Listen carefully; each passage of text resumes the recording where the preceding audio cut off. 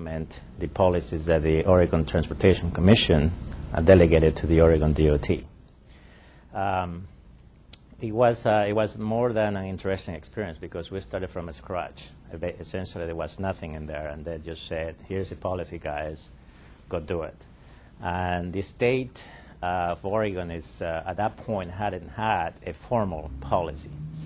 So we started with thinking about how we're going to tackle the training, how we're going to do the implementation of the policy, and how we're going to move this thing forward. So one of the things you're going to hear me talking so much about is coordination, and that was one of the things that we emphasized strongly during our training program. And in order to do the training, we actually came up with this access management manual for the Oregon DOT. So anyway, the focus of the presentation, go ahead, it's to, go ahead, talk a little bit about what access management is, what it does, who it's involved, coordination issues, what are the planning and engineering objectives, how does that fit within the context of the multimodal connectivity that is so much encouraged in the region, the bike-ped issues. And then we're going to be talking a little bit more about the highway plan and how the highway plan is basically directing cities, counties, and to implement access management policies or to include access management policies into their transportation system plans. And then, last but not least, I want to close on telling you all the great benefits of access management. So let's start with access management. What is it? How many of you, just take a quick survey, how many of you are the planning mind type? Okay, quite a number of you. How many of you are the engineering type? I see 2 hands. This is a good group. So there is a little bit for everyone here. So what access management does is essentially deal with a lot of different things. The misconception that most people have out there of the access management, it deals only with driveways, and that's not the case. It deals with interchanges, it deals with driveway spacing, it deals with the functionality of intersections, it deals with proper spacing of traffic signals. Because what we find is that everything that is part of the system has an influence on how traffic moves. The old philosophy years ago was whenever there was a problem on capacity, we just tend to, the engineers would recommend expansion of the system, by either adding lanes or adding capacity. Now, because of constrictions in funding and basically right-of-way and environmental constraints, we're pretty much limited. What we got is what we got. And so basically what we're trying to do with access management is to manage the system so we can, without expanding it, we can still improve the movement of freight and people. Next. So this is a good picture, daily type event. See a bicyclist going through, wait, you're going too fast. There is a pedestrians coming through, and there is the car that is trying to turn into the driveway. The next one. But you start thinking, well, something's going to happen to the bicyclist. In this case, everybody was okay. But everybody, as you drive, as you drive on a daily basis, you find yourself trying to cope with this. How am I going to get across so quickly? I got so much time to get through. You find the gaps, and when you find the gap, you're trying to go through, and then sometimes people don't pay attention to the bicyclists and the pedestrians along the roadway. Next. The objectives of access management, are basically to try to create a balance, which is sometimes in disagreement with most people think of access management. But the balance is to how are you going to allow for people, the landowners adjacent to this facility, to access their land for either commercial or business purposes, at the same time maintain the through movement along the facility. So what access management does is try to minimize those traffic conflicts by separating having adequate spacing for traffic signals for these driveways that come into the major roadway, and at the same time providing the ability for bikes and pets to move along this facility. Next. So typically, who are typical groups involved in access management? I gotta tell you, Eric is my assistant. He's very creative with all these figures there, so it's just kind of like he moves there. It's a lot of motion going on there. The typical groups involved in access management are the landowners, obviously people that own the facility or the properties, local elected officials, the state DOT, the developers, the right-of-way people, engineers, planners, attorneys, and county and road authorities, and neighborhood groups. Next. So over the course of my career dealing with access management, one of the sticky points that I always find to be of great importance is the coordination effort. And that's where you're going to see me going over this coordination a couple of times. The objective of the coordination is so the local agencies, the state agencies, property owners, developers, they're all sort of coming to a common ground and then start talking about the issues. What's happened most of the time is that, say, a developer comes into the city. They put an application to develop a piece of land adjacent to a city facility. It may or may not be close to a state highway. And the city sometimes they just have to run with the process because they got so much of a window of time to get through. And then they tend to forget that they really have to coordinate with the state, even though it might not be a state facility. Maybe 5 blocks or half a mile away there is a state facility, and this particular project has a great impact on that intersection. And then the state doesn't know until later. So the state gets a hold of that and they go, well, we're going to impose these requirements now. The developer gets a hold of those requirements. They go, well, the city didn't tell me that. And then you can see the conflict that begins to happen. And, the city, the state, developer, and there is all this motion going on that a lot of times is not really conducive of a good outcome because developers invest a great deal of money to develop a piece of land, and they have a tight schedule to develop that piece of land. And in some ways, being aware of that tight schedule is really helpful, and that's when coordination is very important. Next. Yes, please. On the last 2 points. Okay, the last one. Uh-huh. The state agencies have little or no authority over land development process. What about permitting agencies like the Division of State Plans, for example? And if you have to cross streams, wetlands, or any resource significant areas, the same with the Oregon Department of Fish and Wildlife, they review a lot of the permits. And on the second, the last point, I think local governments do have authority over access. Mm-hmm.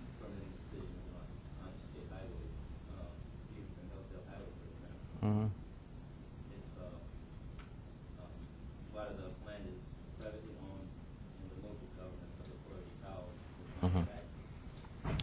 That's correct. There are certain agreements that happen between a city and the state to where the city takes over certain portions of the state highway, and they'll have the authority to give out the permits. But that is not always the case, and that's where the coordination comes in, because even on so the Beaverton Hills Highway crosses so many cities, and then by the time you get into Beaverton, it might not be the same case as when you were in the Portland jurisdiction. So, and many other highways have the same purpose. 99W is another one that comes to mind. It goes through Tiger, then it goes through Sherwood, and then it goes through Newburgh, and then pretty soon it heads out towards the coast.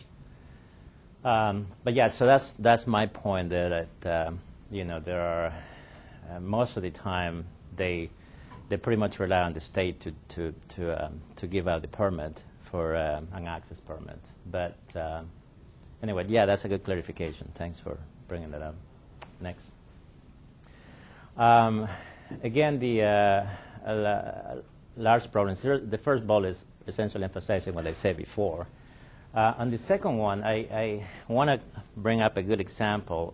Years ago, there was, just for the sake of picking on this a major development, a developer coming into town, into the state. Walmart came into the state, and it was the first thing that they were starting to developing stores all over Oregon. And then they started going through the motions of basically going through small jurisdictions first, and they started from the south and came up to the Portland area. What what we noticed at the time I was working for ODOT, what we noticed along the way was that because they were focusing on smaller jurisdictions, smaller cities, and these cities were really into economic development. They wanted to bring jobs. They wanted to kind of resurrect their economic vitality, in the city. And here comes this big developer thinking, well, we're bringing X many jobs to your city. We're going to do this for the city. We're going to improve this part of the transportation system. I mean, everything looks good. But when you start looking at the effect that this may have in the transportation system is when the city and the state went kind of head to head. And it wasn't because of so much economic issues, but they were technical issues associated with it, because in some cases they were going to have a Walmart next to a 2-lane highway, for instance, with no signals, farmlands all around it, and then you start thinking about all these requirements that we need to fulfill as part of the transportation planning rule and other things, and then how's that going to fit? Anyway, that's a good example that I wanted to point out as part of that bullet. The benefits and techniques of access management are not well known, and then you're going to see me talking about it later in the presentation. And we need more research. And that's one area where you guys, young minds, can help us here. Often we have to refer to studies that have been done in southern states, states in the eastern part of the country. Because in Oregon, we don't really have too much going on. And a lot of times what happens is that these studies have been conducted in other states. People here in this state question them, question how can they be applied to this state. Why, we are talking Georgia here. You're talking 8-lane facility. We only have 6-lane highway here. How can you tell that applies to this state or this facility? And, through a number of technical analysis, you could relate some studies to the particular facility you're talking about, but it's not easy. And specifically when you go in front of the public, when you have a public meeting in front of city council, and then everybody is there thinking about, well, we're not in favor of this particular development. And then you as a technical person, trying to demonstrate to the audience that, well, there is, from the technical standpoint, this fits in the context of the transportation system. From other aspects may not fit very well. And the audience, particularly in some neighborhoods and various cities, the people are pretty savvy. I mean, they read this stuff, believe it or not, they read the reports, the staff reports before they go out, and they study those issues. And by the time they make it to a public meeting, they're pretty savvy about it. So there are a lot of questions. And then not having that data available is sometimes a bit difficult. Next. So how do you overcome these coordination obstacles? Essentially, some of my ideas are the notification process. Notify the agencies involved, the interagency communication. I often try to emphasize the ability to have these meetings. And at the local level, they use the pre-application meetings, that they call it. And at that point in time, the developer comes in, city comes in. If the state's involved, they come in, and then sort of they tell the applicant what they need to present, in terms of technical elements, set of plans, set of specs, set of a traffic study if it's needed, and other things. And at that point, those meetings is when a lot of these issues come about, and that's the best place to start talking about those issues rather than, 5 months later. Also, the ability to bring in the multidisciplinary teams is essential. You don't want just a bunch of engineers sitting there and talking traffic study or traffic issues. You don't want a bunch of planners just talking about the land use issues or the transportation planning issues, but you want all the minds kind of coming together and sort of brainstorm what needs to be done. And then the intergovernmental access management plans, which kind of refers to what the gentleman in the back was talking about. There are certain highways that belong to several cities, and then when the state looks at a facility, it goes through so many jurisdictions, but they have to have, in some ways, these intergovernmental access management plans to have the ability to respond to applications as they come in. Go ahead. So benefits, I couldn't triple emphasize the benefits, but those are some of the benefits that I found in my experience. You create greater agency credibility. Believe it or not, people out there, developers know what agencies are the ones to work with that can move things through. And it's not anything against the agency, it's just that a lot of times it's a procedure. You find yourself tangled up in these procedural things that because weren't taken care of before, then it's too late. It's obviously less frustration for the applicants and staff. It streamlines the administration of the coordination over the implementation of the access management plan, and then improve basically the public opinion of access management programs. That's one of the things that at the national level belong to this Transportation Research Board Committee. We went to this exercise of creating a person, for lack of a better term, that will give us input nationally as to how agencies are dealing with public involvement in relationship to access management. And the initial feeling was that there was no effort whatsoever going on around the country in this. And that's kind of frightening because exactly what I mentioned before, that when you go to a public meeting, you start talking about, well, you can't have a driveway here, you have to have a driveway there, you can't have the signal here, you have to have the signal over there. All those aspects of access management that usually come together, but because there hasn't been this public educational process, it's very difficult to deal with. And it's very difficult for the agency, not just the state agency, but a city or a county to deal with that too. Yes? The underlying issue, can you get at the underlying issue of the private property rights before you go on?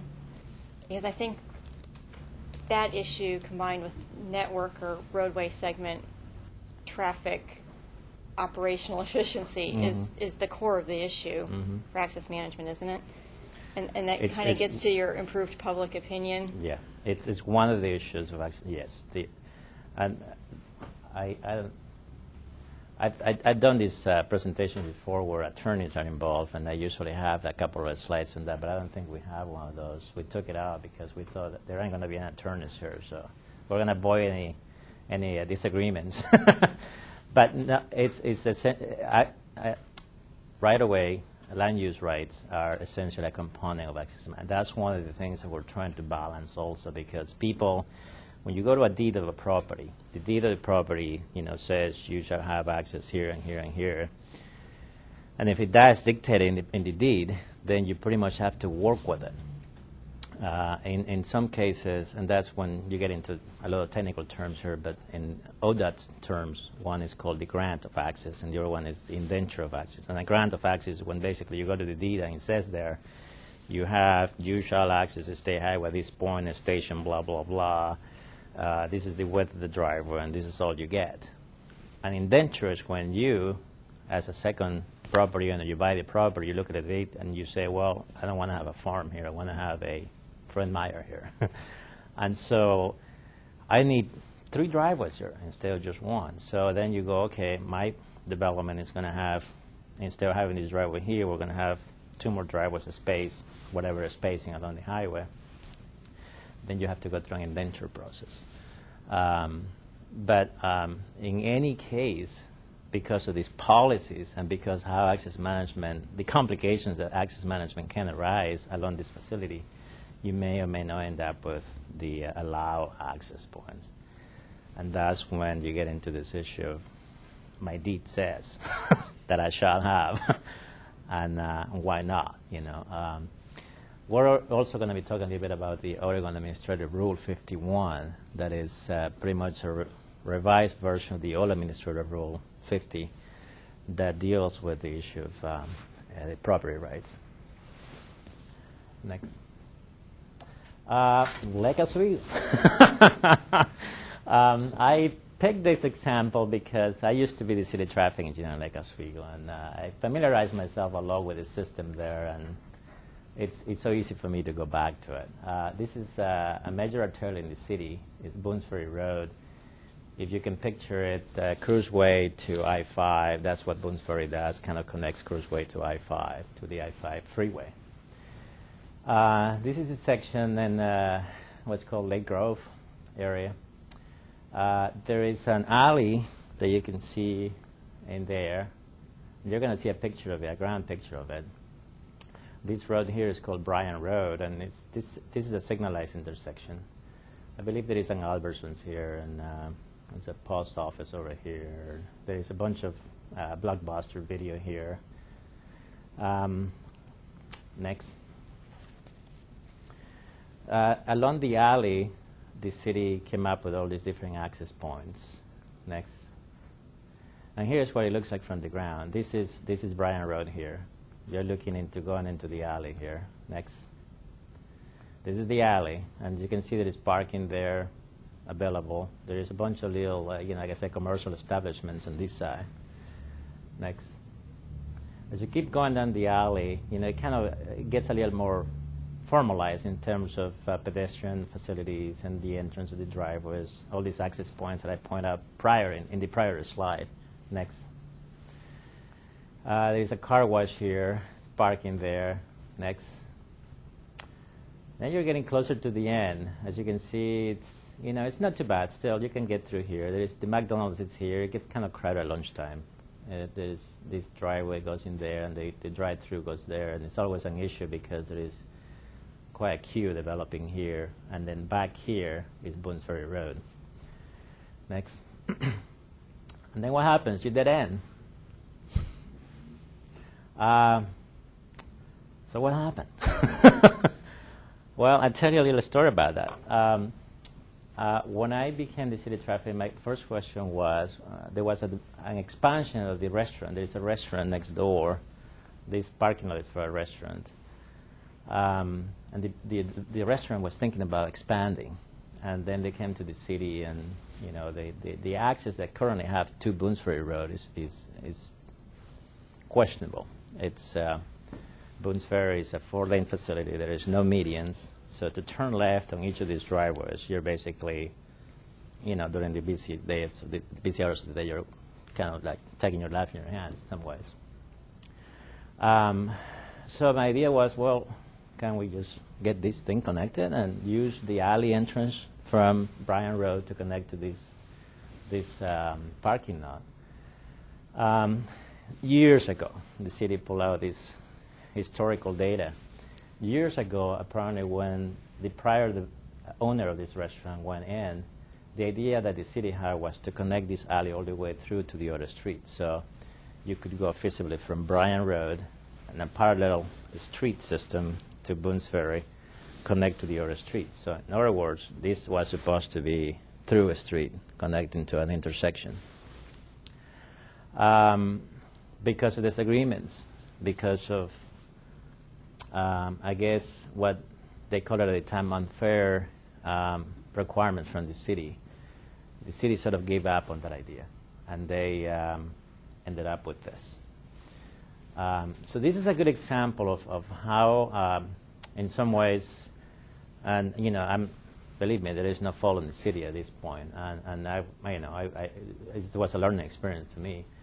But this is a good example of how, if in some ways you, as a city or of a local jurisdiction, you have a plan of the area where you're having a particular designated alley connecting from point A to point B, and then you have that as part of your basically requirements for any development that occurs along this facility, you pretty much have a blueprint of what you want to do.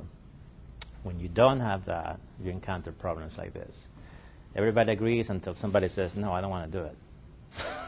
And that's the end of it. So probably you find these kind of examples all over. And it's just that some are very political driven, some are very technical driven, some are maybe somebody along the line didn't connect the two pieces together, and then things happen. Next. Sure. So was the restaurant were you able to connect the alley then? No. Because of the historical? Yeah. We, at the time, we couldn't find a way to impose a requirement because there had been a agreement with the prior property owner to leave it the way it was. And typically what happens is that unless the new property owner, when they develop the land or they redevelop the land, go to the city or jurisdiction for a permit, building permit for an expansion or whatever they want to do, that's pretty much the only mechanism that most jurisdictions have to impose additional requirements. But if you don't have a blueprint of that thing, or if nothing has happened in the past, it's very difficult. Because as you saw there, go back to the last slide, please. What happens here is that even if you were going to connect this, it doesn't go anywhere because you got other issues here. So the whole thing started here. Once this wasn't able to get through, you're pretty much giving up on the rest of it. It becomes very difficult. Okay, next. So one of the my strongest points about coordination recommendations is the bullets number 2 and 3. Again, talking about the studies and research that we need. And then the other one is the planners and engineers. They need to communicate, to understand what access management issues are, what they're about, what tools that may be out there to resolve some of these complicated access management issues. Next. Now we're going to the planning end of things and how planning plays a role in access management. The typical planning objectives are in relation to access management. To define, through the planning process, you define the needs of the transportation facility. Number 2 is you identify solutions to what might help to meet the needs of the transportation facility. And number 3, you identify the compatibility with local plans. Next. And the typical activities are corridor planning, system planning, and the refinement planning. So it kind of goes from a big umbrella to narrow it down and to really focus on it. So you go from the corridor planning to refinement planning. Next. So in general terms, again, as a good example is one of the alley. That's a good planning example. Benefits of the planning process are numerous, but I just picked a few here for you to think about. One of the ones that I like is the number 1 is the resolution of the major planning issues prior to initiation of the project development. I mean, you're so far away when you do that, rather than wait until it happens, and then you're just going back and forth, and the process perpetuates. You may retire in that job, which is no good. And the other one that I want to emphasize is protection and transportation investment, because if you really think about how much the taxpayers invest in the transportation system, you start putting numbers to that thing, it just boggles your mind. It just goes beyond what anybody can comprehend. And to think about, how you're going to preserve that investment. If you were an investor, you're trying to preserve your investment, you do everything you can to preserve the investment. And that's a lot of times how we have to think about, as professionals, planners or engineers, or other professions, about the transportation system. But I know that it's difficult to do a lot of times. But if, just keeping that in mind as part of the planning process, it helps to move things along. And then the other thing that's happening most frequently is more partnerships. Because of this past experience of issues that haven't been resolved, you get into more partnerships are being developed now. Cities understand they need to partner with the state, or with the MPOs, the Metropolitan Plan Organizations. And then, cities large or small, the counties play a role. So, there is more of that interaction happening, which is really good for the planning process. Next. Just toss a picture here of Highway 99E. How many of you are familiar with 99E? Called McLaughlin Boulevard in some parts of town. I like to bring this picture in because, for the sake of transportation, we are getting through, you think of a highway as a pipe, where water flows through this pipe, and the pipe only has so much capacity, so there's only so much water that flows through the pipe. In this case, the highway provides that ability. The traffic moves, You know, it's 45 miles per hour is the posterior speed. I don't know, the 85th percentile, maybe 50 or 55 easily. You know, it's almost like expressway. You know, you don't have it's a access management nirvana. You know, you don't have any drivers along the way. You don't have any pedestrians to deal with it. The signals are pretty well spaced. So you're just moving along through there. But when you start thinking, okay, so what happened here? You see there is a building, I believe it's an apartment building here. And there's a park over here on this side. Are you going to get people across? I don't know. And those are the kind of things that a lot of times when we engineers think about, you know, facilities, it's so easy to go back to the, you know, mechanics of we're going to get 20,000 cars per day to this facility. We're going to need a 4-lane, and there it goes. But I think that now, in today's environment, I don't think we'll see this kind of facility being built. I think we'll see more of a, you know, a compromise perhaps when there'll be more of the bicycle ped facilities allow in a highway like this. Anyway, next. We're going to get a little bit into the engineering now, into engineering objectives. The typical engineering objectives are, you know, the geometrics of the facility, you know, the side distance, how are you going to get the grades through the intersection, how are you going to design it so you can transition from, you know, a facility where there is a lot of traffic to a facility that has more of the interaction between the bike peds and a facility that becomes an expressway, perhaps. Next. So going back again to the access management elements from the engineering perspective, you're looking at signal spacing, the progression. Medians are so controversial. One of the things that I liked working in Lake Oswego was the fact that Lake Oswego really likes to put medians for landscaping purposes, beautification. I tell you, that was music to my ears when I was there. There was a project, Boone Ferry Road project, that it was actually a sort of a mile or mile and a half from what I show you, that picture of that area with the alley.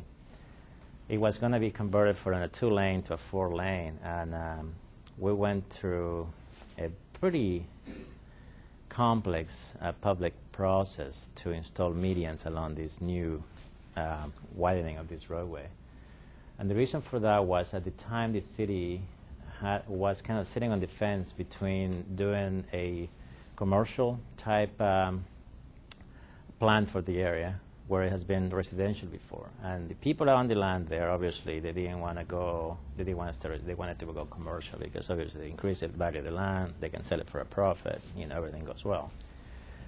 But what happened was that since the city wanted at the time medians, we had to figure out a way that these medians would not conflict with any potential drivers along the way.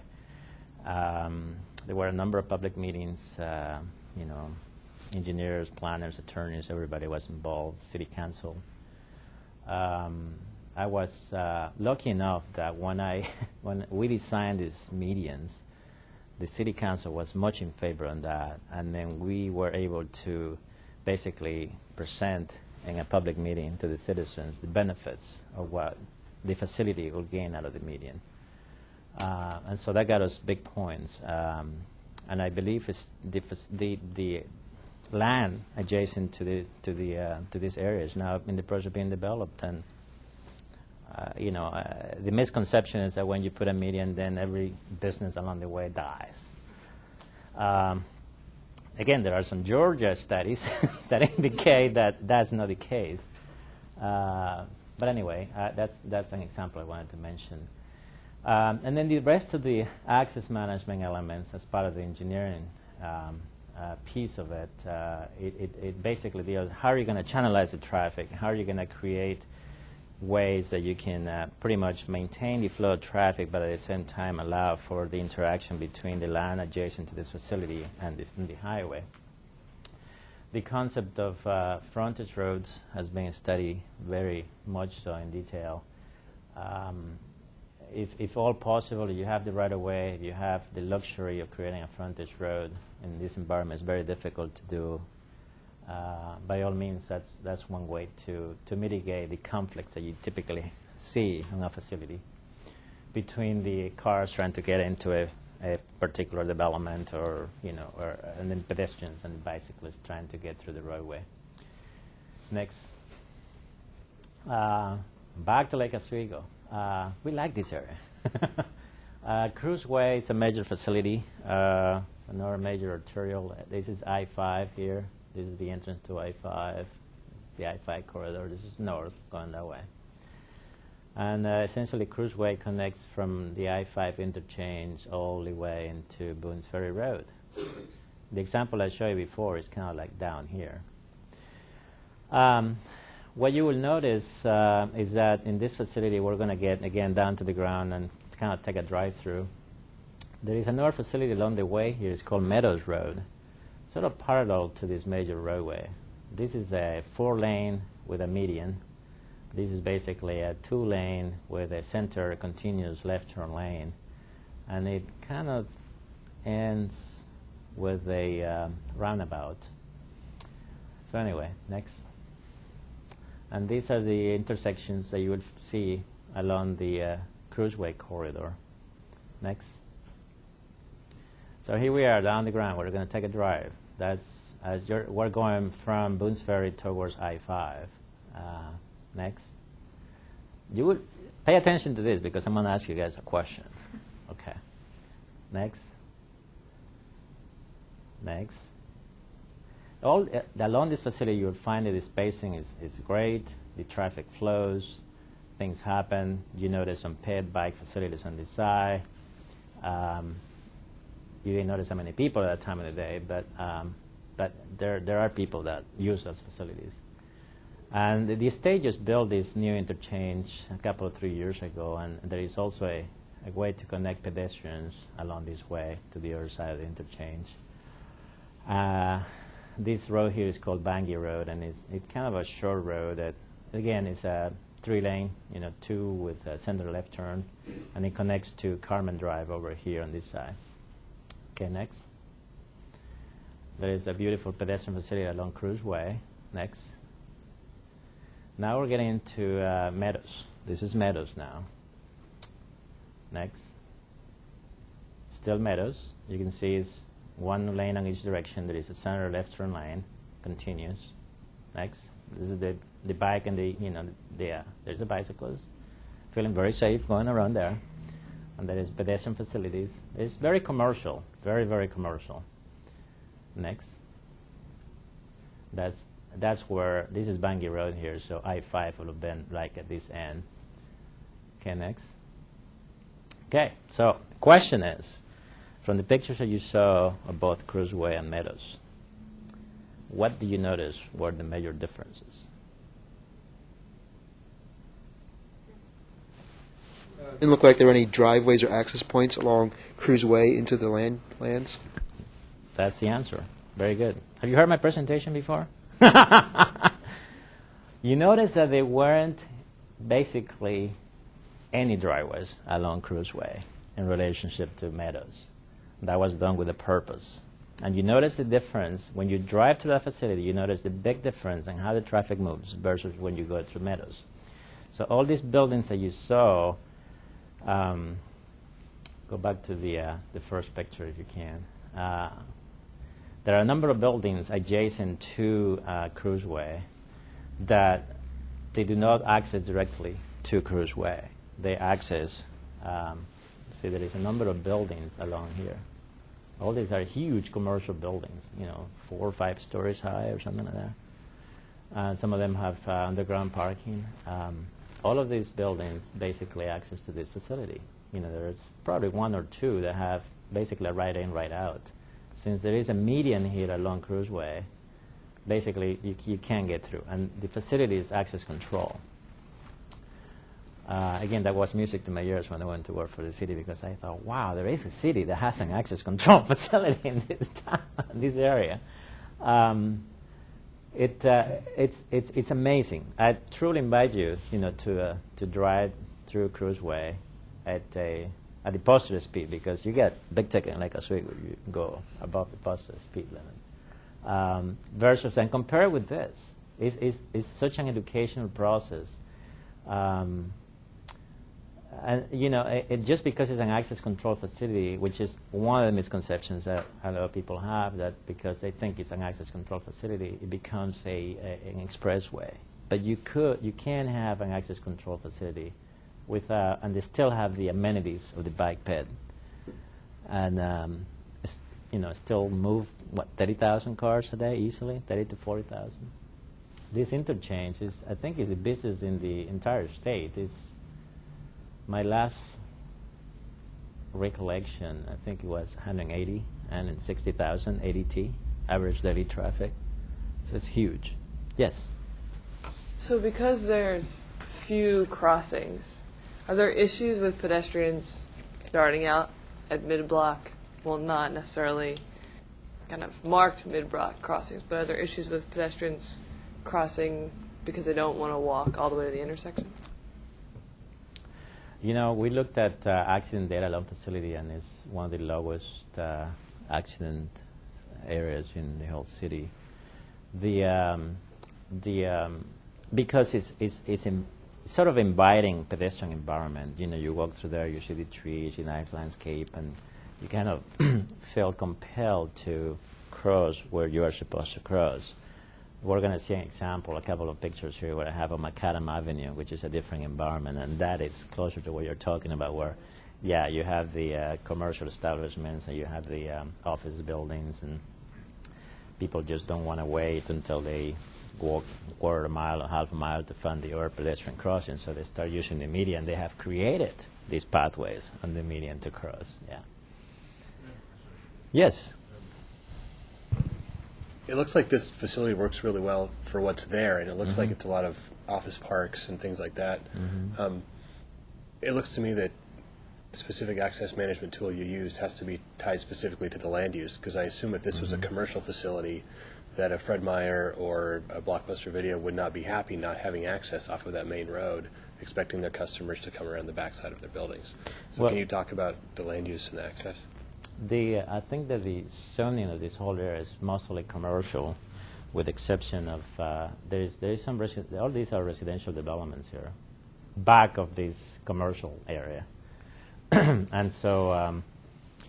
But when the city was planning for this facility, they were planning for commercial here along this strip. And so, and then also they were planning with whatever developments will come into this area will have access to these other facilities. So it's going back to the planning principles. Everything was started from the planning standpoint. So when all these developments came into the area, they all knew what they were. They knew what the blueprint looked like. I remember getting involved in, I believe it was this development where. They were looking at they were looking at an access of Cruiseway, and then what happened was we went back to the policy, the basic policy of access within the city, and then it pretty much dictated that this is an access control facility. Okay, now we have to jump pretty far. We have to drive the above the speed limit here. Okay, we're going out into the bicycle pedestrian issues. Back to the last one. This is the nirvana of any bicyclist, you know. How many of you are bicyclists here? Anybody? All right. I feel at home now. But this is also, you know, in an urban environment, it's so much appealing that when you have, you know, it's a good example like Northwest 23rd versus another part of town where Beaverton Hills and Highway, where you're trying to cross through, you're a pedestrian going to this, you know, sidewalk, and then you find all these driveways coming into. It's so much easier, it's so much pleasant, you know, for a pedestrian to walk along this type of facility with less interactions than it is the other way around. So anyway, that was also Eric's work of art there. Pretty cool. Next. So what You know, one of the things that access management deals with is obviously the number of driveways. And as I pointed out before, the number of driveways versus a pedestrian facility there is a strong connection between those two. It's the feeling that you get when you're a pedestrian, and then in some ways the safety aspect of it. You're walking through a sidewalk, and then all of a sudden, wow, I feel pretty safe here walking, and kind of have my ice cream, my cup of coffee, and I feel like I need to look everywhere before I get hit by a car coming into the driveway. And then the other element of how bike ped plays with access management is that obviously reducing the number of these conflicts, reducing the number of driveways, it provides a much safer environment for the pedestrian. Next.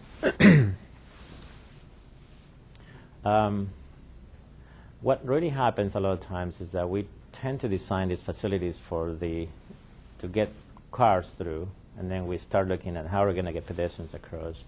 Obviously, everything has to work together. But for most part, most of the intersections are designed for the movement of the cars. And, when you try to incorporate all the other elements, something's got to give. And, again, the balancing act is the challenge in access management. So what is really adequate to have is a network of streets with sidewalks and bike lanes that, does not present these type of obstacles to get pets and bikes through at a good level of safety. Next. In general, pedestrians tend to be shoppers, in downtown environment. Pedestrians will try to get the shortest route. We all do, just like when we drive. And then sufficient storage space for pedestrians should be provided at intersections. A lot of times we find that there is no, if it is a signalized intersection, there is no crosswalks. We find that, they come into a point with a driveway where, the pedestrians may not be visible, and we're going to have an example of that. So all those elements, again, play a level of importance in looking at access management and pedestrian issues. Next. Here we go, Macadam Avenue. This is one of the things that we were talking earlier. People, they work here. There's a Starbucks over here. They want to get across, and that's the place to do it. They just go across. Next, that's another example. People cannot create their own pathways, and I can guarantee you this median here. First of all, it has been there for a long time, but second of all, it has certain openness at certain points along Macadam Avenue, which may not be that conducive to pedestrians.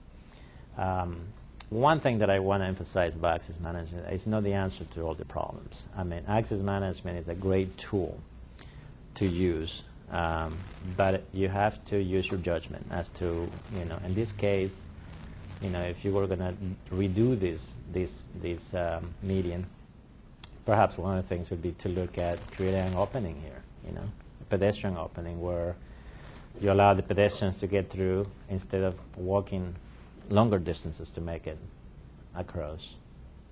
Because this is really unsafe here. Next.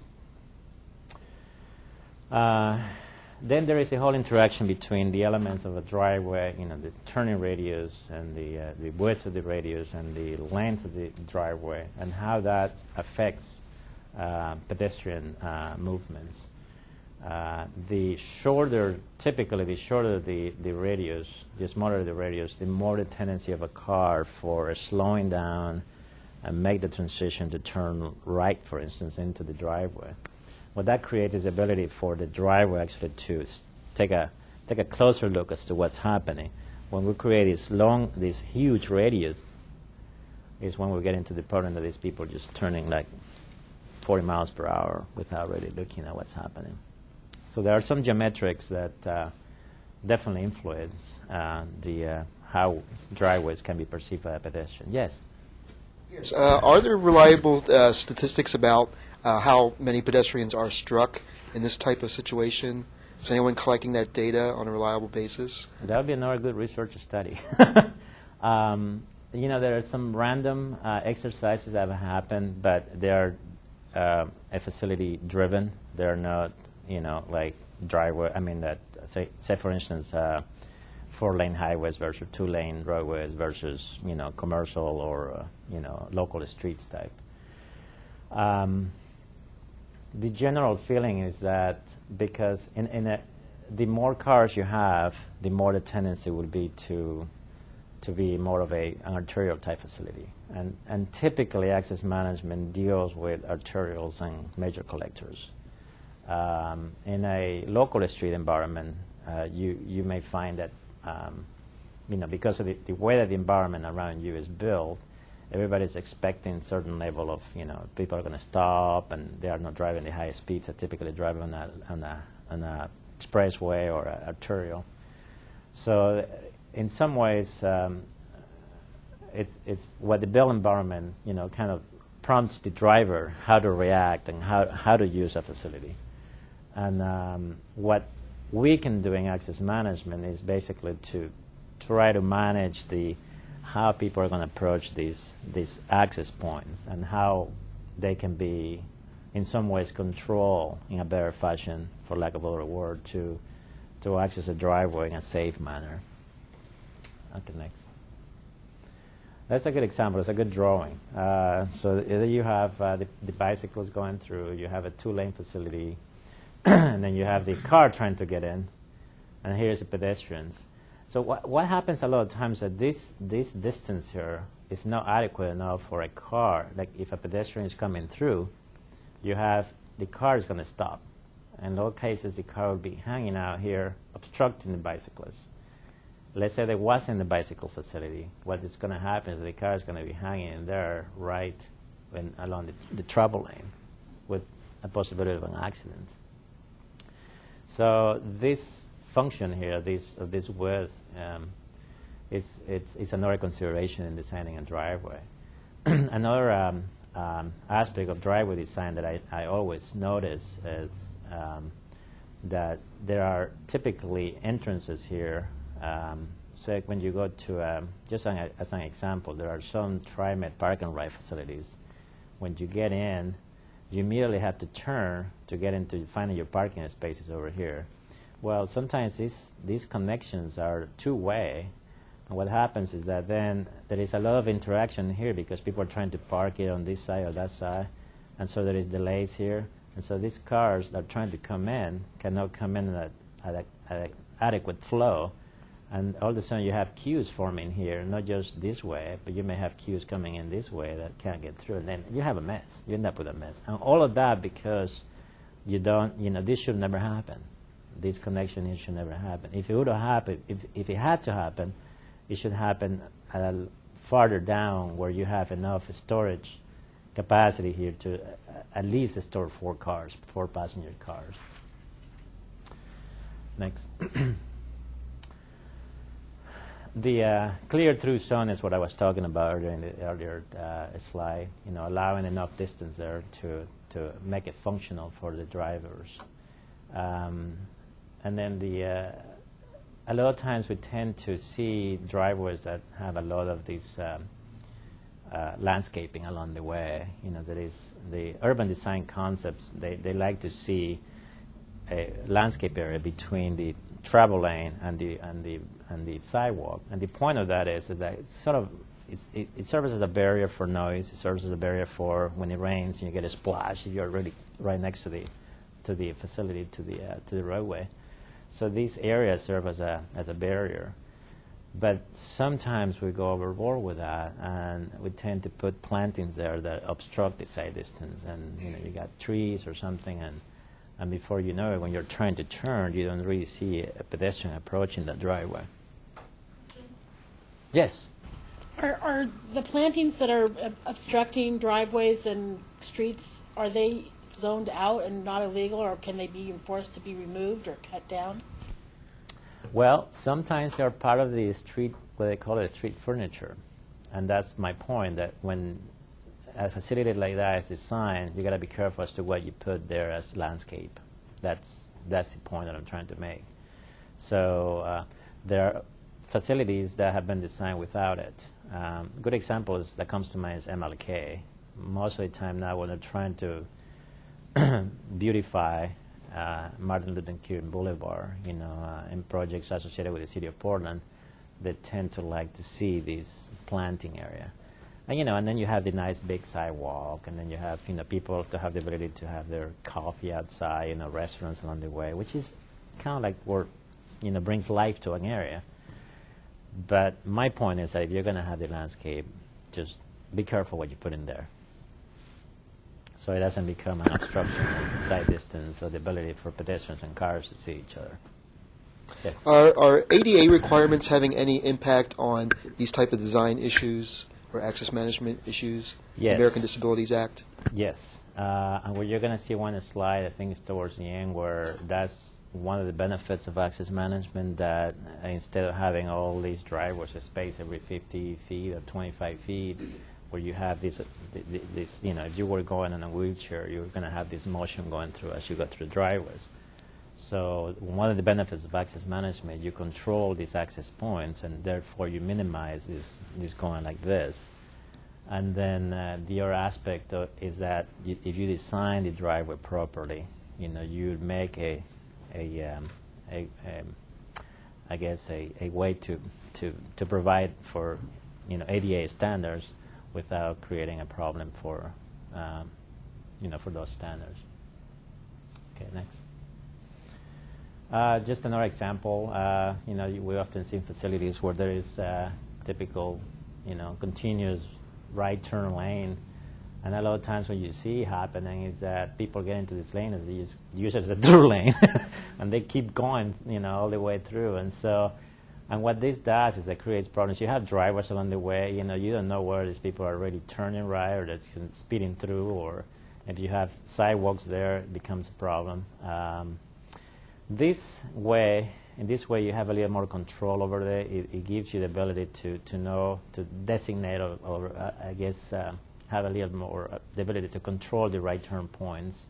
At the same time, you're providing for this the ability to pedestrians to cross a narrower street in some ways. And then you have your bicycle facilities. That's just an illustration of how, what you can do with, and how access management can interact with that. Yeah, next. This is the city of Newburgh. We left Lake Oswego. 99W is this state highway facility. This is a good example. There is a right turn lane here going across. There is a pedestrian crossing over here. Although years ago the state was trying to get rid of these islands because they found that when cars would come through here, they would just keep going. They wouldn't wait for the pedestrians to cross. And we had a situation like Oswego, the famous intersection of State Street and McVeigh. You're coming down the hill as you're leaving Lake Oswego, and then there is a free. These things are in transportation terminology is called free right turns, which I don't know if there are some pay right turns, but it's a free right turn. And then because it was on a hill, and then people would just come in and get themselves in this right turn lane and just whip right through the corner, and there would be an uphill as you go up this way. So they kind of catch momentum going up. And the complaint that we had a lot of times was that people trying to cross to the island, they had to be extremely careful because the cars never wanted to stop for them. So, you have to create a balance there. Again, these are not a solution for every single problem, but in some cases can be useful. It's a little bit of a median here. Typical of an urban environment. There are driveways back here. The state went through a complete redo of this facility. I'm not exaggerating. I might be exaggerating, but I've heard that it took 3 to 5 years to get through the planning process of going through and basically convincing the neighboring business owners that installing medians along this facility would not kill their business. I think overall they did a very good job. They have since redone a lot of these intersections along the way. Every opportunity they have tried to consolidate driveways for all these type of developments here. So, and that's another point that I'd like to mention is that it's a progressive tool that you can use to progressively get to this planning picture that ideally you should have or a jurisdiction should have. It's not something that's going to happen overnight.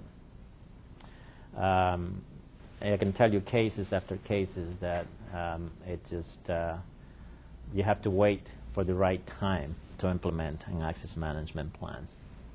Next. There's the same facility, just turning right. Next. I guess we went back to Lake Oswego, Eric. This is, again, Boones Ferry Road, just to illustrate some examples of pedestrian interaction with driveways. It's like Kentucky Fried Chicken. You come out of here as a pedestrian, and then there is a driveway. The exit for a drive-through. It's an out only, which is good. Next. You see what happens when you're coming out as a pedestrian. So where you go? Oh, okay, I got to go this way. And then, oh, okay, I got to go. Oh, but these are cars. They are parked there. Are they going to see me? Oh, I'm not sure. But I'm going to do it again anyway. So you keep going until you find a sidewalk at the other end. Ideally, should have been a sidewalk through here to connect to the extension of the sidewalk at the other end. Again, those are part of the planning principles. Yes? I'm sorry, could you go back to the last slide? Sure. I'm just curious, and I've always wanted to ask an engineer this, why are the trees planted in the sidewalk and not in the planting strip there? Why are the trees planted over here? Looks like they're in the sidewalk. Oh, in the sidewalk. That's a good question for a planner in Lake Oswego. You're right. If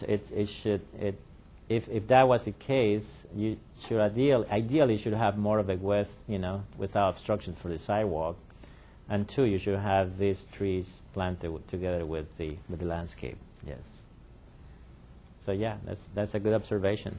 It seems though that now they're providing more shade for the pedestrians. You see, there's your answer.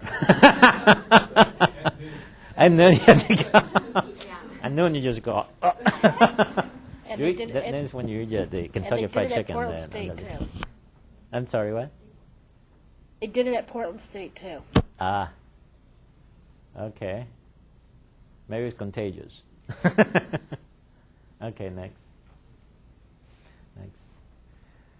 Now we're going to get into the bicyclist issues. Those of you who are bicyclists, when you get on the bicycle, you just want to go to your destination. Just kind of like driving a car, but it's just that you're finding the best places to get to your destination. And in some ways, you tend to take the same facilities that you take when you drive. It's amazing, the psychology, how it works. And then the city of Portland went through this exercise where they created these bike boulevards. Beautiful concept. It's very well liked by the bicycle community. But what happens is that you can't really isolate the bicycles all the time. And what access management deals with is trying to, if you must have a bicycle facility, how are you going to make it work with the driveways along the way? And then the typical sense is that an access will always obstruct the bike lane, because no matter how you do it, you're going to have to, the first two pictures that I show you with the bicycles going through that roadway, and then the pedestrians, and then the car going into it, it's a typical daily environment. What you can do is minimize the conflicts by maybe saying you can go into a right in, right out situation. So cut down the conflicts to about half, but you're still going to have a driveway. So all you can do is minimize the conflicts. Yes? Actually, getting back to the previous slide, Okay. the tree in the sidewalk. Oh, the tree in the sidewalk. Okay. Yeah. Everybody likes that one. I have an explanation. Actually, it's not a question, but an explanation. Okay. A lot of the cities now, they're planting these trees or creating the tree wells in the sidewalks. The idea is really that the trees will grow and will intercept rainfall and reduce runoff, and that's really a big thing, and we're looking into that, in most heavily impervious areas. Yeah. How long has that standard been around? Is that something new? Or? It's not a standard, but it's kind of becoming part of just overall stormwater management. I see. Because I would think that those trees have been there for some time now. Okay. Okay, the next. That's just a picture that we added there. Eric was having fun with his camera, so he was in Nuremberg and he decided to take a picture of this guy, and then it's really interesting to see what happens. Okay, next. Whoa! You kind of wait for the. You kind of wait for the guy to kind of hit that curve, you know, but somehow he makes it, right? Right, Eric? You didn't have to pick him up from the pavement, right? Okay. All right, next. Just briefly touching about the issue with medians and pedestrians we touched about before in a slide, but you know there have been some studies that typically they're now recommending whenever you're looking at 35 miles per hour facilities and with 4 or more lanes, you know, to try to institute the issue with raised medians for pedestrians to provide a safety area, a safe area for the pedestrians to sort of walk there and then kind of look both ways again and then cross. There have been a number of new designs also coming along the way where they got all these different names. I've seen them in Arizona where you cross the street and then there is a median here, protective area for pedestrians, and then instead of just crossing straight through, perpendicular to the facility, you kind of go on along the way of the facility, and then what that does is that you're kind of looking towards the cars that are coming your way. Yeah, kind of like a Z crossing, and then you go across, you walk along the facility and seeing the cars coming, and then by the time you turn back again to cross it, you have a pretty good vision, you know, pretty good idea what's coming your way. You know, it's all a matter of how fancy you want to get into. It's all a matter of how much safety you want to put in there. Particularly become very useful when you're close to schools. A lot of pedestrian activity parks. Next. Going back to Macadam Avenue. Again, you know, this facility has been around for a long time. It's a nice, you know, landscape median. What it does for the pedestrian environment, not sure. Again, going back to, you know, so many crossing opportunities. Do you, as a pedestrian, want to wait to get to the intersection to cross it? It's, you know, it's kind of difficult to impose a requirement on a pedestrian. So, even though the blocks are short, you still have the high probability of people, you know, just cutting across very easily. Next. I wanted to use this slide because this is kind of like one of those things that serves a dual purpose. And there was a case in Xavier where we used the same principle, but this is Broadway and Northeast Portland. The entrance to the Fred Meyer is over here. Obviously, this is a signalized intersection. There is a nice crosswalk here. There is medians there to sort of allow for that pedestrian to get across and then cross again the other 2 lanes. And there is also another crossing over there. Next. Now this is a view from the side street, and you see what it does is that this is an access management principle here. You're trying to cut a number of conflict points. So you get what you created here is a right in, right out. You can't get across. Nobody can turn left into it, and nobody can get through either. So you limit the number of conflict points. If you were a pedestrian trying to cross here, all you have to do is just look at these cars coming in before you cross the 2 lanes of traffic, and you feel pretty good there, and then you cross the rest. So you have a good opportunity there to measure your safety factor. This device here was not created for access management purposes. It was created because this traffic was coming across and cutting through the neighborhood. A lot of times you'll find that that's one of the ways you can implement access management techniques. And I found that out that that's the path of least resistance for access management implementation. Because in this way, everybody wanted to have a solution to the cut-through. The median does exactly that, you know. It doesn't allow this going through. But at the same time, again, you know, you're creating this wonderful right-in, right-out opportunity, limiting the conflicts. And bicycles, I've seen bicycles, there's one park there, but I've seen bicycles going this way across very safely. There are some that come this way very safely also. So it doesn't present an obstacle to a bicyclist to get through there. Very nice design. You still have your parking there, for 1 hour, but it's, you're parked over here, and I don't know. It's great visibility. Next. Now we're going to touch a little bit of how these policies can help, implement access management. And the best thing I can think of is the highway plan. The highway plan is sort of like the umbrella of all these requirements that we have in the state, at the local level, even at the MPO level. And the highway plan has 3 essential elements. One is the vision, the other one is the policy, and the last one is the system element. Next. The vision is basically what are we going to do with this transportation system in the next 20, 40 years? Understanding that population is going to increase, understanding that all these factors are going to create more demands in the transportation system. So how are we going to deal with this? So that's what the vision does. And then, of course, one of the aspects of the vision is to try to develop solutions for the increasing congestion in the metropolitan areas. Next. The policy element has 5 goals.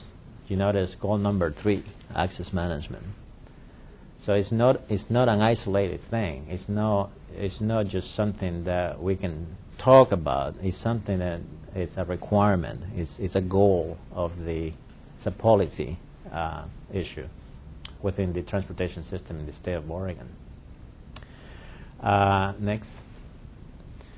So under the highway plan, they define access management, as you can see on the board there on the screen. All these sort of techniques or strategies to ensure the safe and efficient highways consistent with their determined function. Everything goes down to what is it that we're trying to achieve here, and obviously ensure that the statewide movement of goods and services enhances both the community livability and support the planned development patterns. But at the same time, it recognizes that the needs of motor vehicles, transit, pedestrians, and bicyclists. It's a pretty involved concept. It grabs all kinds of angles. Next. Going back to another picture there of Newburgh, how delightful it would be to have an environment for the pedestrians without driveway conflicts. Next. So, how access management policy is going to be implemented? There are 3 elements, 3 sections of this: the policy 3A, 3B, and 3C that specifically talk about the implementation of access management. And then the policy 3A is how facilities are classified and what the spacing standards may be for driveways, what the spacing standards may be for signalized intersections, for interchanges, how is this implementation process going to work. The policy 3B deals with the medians and how are these medians going to, when should and should not get constructed and how they should be designed. And the 3C is the interchange access management areas. If there is one that comes to mind, is Jackson School Road. Are you guys familiar with North Plains? As you go towards the coast on Highway 26, there is Jackson School Road intersects Highway 26. There have been multiple fatalities occurring there over the course of the 5-year period. And initially, the state, because of lack of funding, they came in with this access management plan to limit the amount of the turning movements there. But as they acquired more funding for the intersection, they decided to actually do an interchange access management plan. And there is going to be an interchange going in there. But in cases like that, an access management plan is required. And they have gone through the whole interaction with the county, the city, and the public to try to come to a consensus as to how they're going to deal with that interchange. Next. And then last but not least, I want to emphasize the Oregon Administrative Rule, which is basically how you're going to, it's a document, it's a living document, dealing specifically with the approaches, access control, the spacing standards, and medians. It's a document of about, it used to be about 90 pages long. They reduced it to about 50 or 45. It's available on their website if you're really interested in seeing that as an educational tool. It's very, very comprehensive. It's not hard to read. It's just that I think that it kind of takes you through the steps. There's a lot of definitions of the terminology. You can pick up a lot of the definition of the terminology, but at the same time, it gives you a flavor as to how complex the issue of access management can be, all the way from the purpose of the access management rule and the administrative rule to the administration. And for the administration portion of it, again, it takes you back to how the city and the state, how the Oregon DOT and the cities interact in relation to access management issues. Next. I just want to toss that slide in because this has been the subject of a lot of discussion between the legal bodies and the technical bodies. The ability to provide access to a property by other than the subject access provided for it, and how far away you can move this access to still provide the alternate access without creating a conflict or creating a diverting out of the way travel from the side is very complex. We had to deal with some of those along Highway 101. As you know, as you travel down Highway 101, on one side, as you travel south, on the right side you'll find the ocean, and on the left side there is still low land, and in some cases some hilly areas. But the access may be limited. You're trying to provide an alternate access, especially for the facilities on the right-hand side.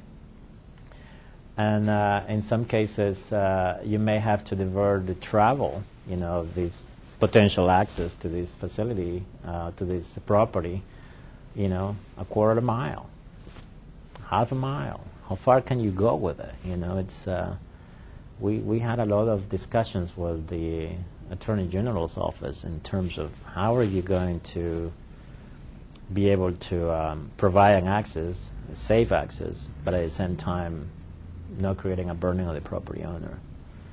So it's a one by one type case basis type thing, where you can really throw a rule. The administrative rule vaguely, I think, that talks about that, but it relates to the particular issues that you're dealing with at the time. Next. Some of the problems with control access, I think we have gone through that already, but I'll double emphasize those. Cars entering or leaving a road with bicycles and pedestrians, riding or walking a road. The uncontrolled access also creates pedestrians crossing a road. Obviously, it needs some gaps before they crossed it, and with unlimited access, vehicles entering a road, they just fill the available gaps, and you pretty much have no chance to cross the facility, that street. Next. Farmington Road. When I worked for ODOT, I used to work for the district that controls or maintains this facility. Two-lane road, pretty well-traveled facility. There's a lot of development occurring in the area, but this thing here is supposed to be a bicycle path, and all you see is this little curb. Well, this created a major maintenance nightmare for the guys that did the maintenance workers. When it snowed, they put gravel. The gravel kind of accumulated on the shoulder. The sweepers came through and they just swept through. Gravel went into the pathway. Then they cleaned this, and then it went back in here. It went back and forth. And this, over the course of the time, eventually this gets cleaned up and this gets cleaned up. This picture was taken in the summertime, so anyway, I've gone through a lot of cleaning at the time. But one of the problems is that this was created because the school that is close to this area asked the department at the time to provide a way to protect the bicyclists and pedestrians going through here. But from the engineering standpoint, this is 3-4 inches tall. I'm not sure to what level you can protect the pedestrian, a car from going over here and hitting a pedestrian. But it was installed. There are multiple driveways along here. We're going to show you the next picture, that one. There's a driveway. So what happens when you drive, and I've used this facility. How many of you have taken a bicycle ride here in this Farmington Road? Okay, I guess I was the only one. I didn't see you guys there. So you ride your bicycle through here, and I had one instance, and that's why I love this slide, because there was this car coming out. This was much more overgrown here, so this stuff was coming out a little bit farther. And I was coming here, and the car just came right in front of me. I don't know how I stopped my bicycle, but I could have gone easily over, the car, or the car would have hit me before I knew it. Again, going back to how, side distance should be provided for a driveway. When you're coming out of here, you can't see anything. And the worst part is, even for a pedestrian or a bicycle going here, you can't see anything. Yes? The same problem is often downtown, where the building, there's no setback. The buildings go all the way to the sidewalk. So cars pull into the crosswalk so they can see the cars coming. Right. You find the same thing in alleys. Alleys present the same difficulty. Cities with alleys, you're trying to come out the alley, you come into sidewalk. What I normally do, I just kind of inch along, I go look both ways until I see that it's clear for me to get through. But sometimes you notice people trying to rush through these alleys to get to the street, to the connecting street, and just zoom through. And there's people with skateboards going through the sidewalk. There's bicyclists sometimes, kids running. So it's a safety issue. And then most cities don't have much of a provision for how you limit the buildings coming into these alleys, because the alleys have been there for a long time, and trying to retrofit that could be a nightmare. Yes? A couple of questions here. I don't see the stop sign in this alleyway. And then second, is this a maintenance issue or is it really a design issue? I think, the blackberry bushes, they usually should be cut back for visibility. Yeah, it's. I think it's both. This driveway had been there for who knows how many years. It's not a commercial driveway. It's a residential driveway. So because of that, in some ways, the requirements are a little more lax. The provision for a typical residential driveway is to have enough side distance, but it's not so much for the other technical things that we saw for the other commercial driveways with the radios and all that stuff, because the number of trips that a house generates, it's very low in comparison with a commercial development. But still the same issues remain as to that's I believe that's the responsibility of the property owner to maintain these clear of obstacles. But the state, the Oregon DOT doesn't have enough people to get out there and police all these driveways, and to make sure that everybody complies with it. It's usually, if somebody drives through from the Oregon DOT and they notice this issue, like me, when I worked there, I made something happen. I start talking to these people about that, and then you get some results. But unless you notice again, it just goes unnoticed. Okay, next. So we begin to talk about the benefits of access management. I can probably fill a whole hour of it, but I'll just give you guys a break, and I'll just give you 10 minutes. Obviously, 3 minutes, okay. Rob is ready to go. He doesn't talk to that. Number of conflict points are reduced, essentially. Pedestrian crossing opportunities are enhanced. You can redirect some of these more vehicles to particular intersections where there's more of a control environment. Next. Like we were talking about before, accommodating the disabled is much easier with fewer driveways. Traffic volumes on arterial may decrease if local traffic uses other streets, and it goes back to the concept of the alternate access. It goes back to the concept of having a roadway system that adequately can accommodate connectivity between local streets and arterials and collectors.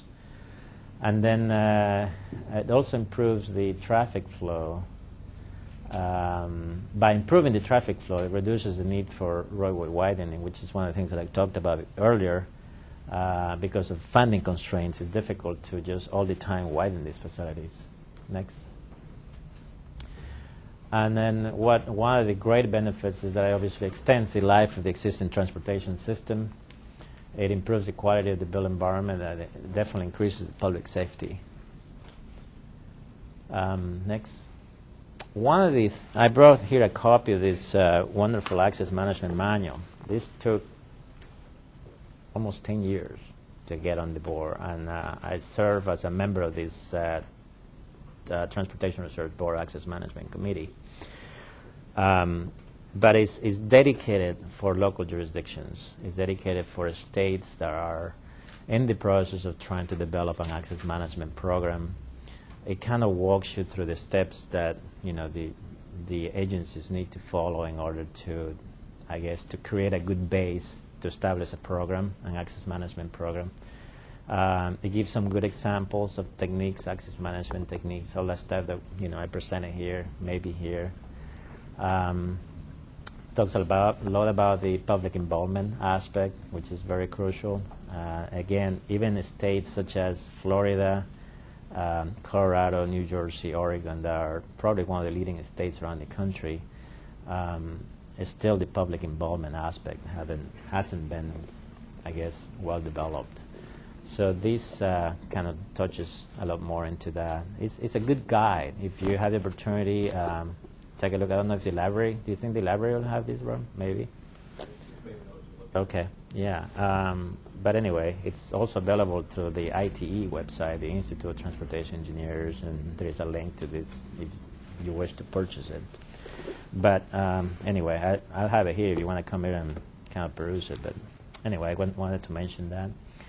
And I wanted to thank you for taking the time to come over here. I know that you're all busy and got hectic schedules and got a lot of research going on, access management. Well, thank you.